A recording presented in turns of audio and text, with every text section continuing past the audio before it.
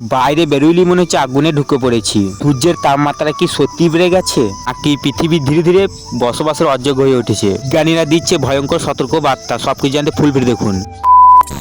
Radhe Radhe, welcome to my new blog video. অনেকেই ভাবছেন সূর্য হয়তো আগের থেকে অনেক বেশি গরম হয়ে গেছে।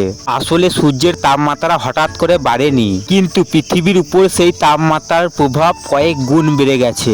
এর প্রধান কারণ হলো দূষণ, বন ধ্বংস আর জলবায়ু পরিবর্তন। পৃথিবীর চারপাশে কার্বন ডাই অক্সাইড আর গ্যাসে একটা মোটা স্তর তৈরি হয়েছে, যেটা পৃথিবীকে একটা ওভেনের মতন বানিয়ে ফেলেছে।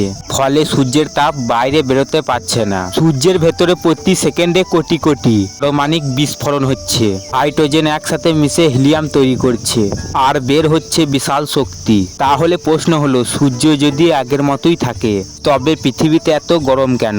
গত 100 বছরে মানুষ পৃথিবীকে বদলে দিয়েছে।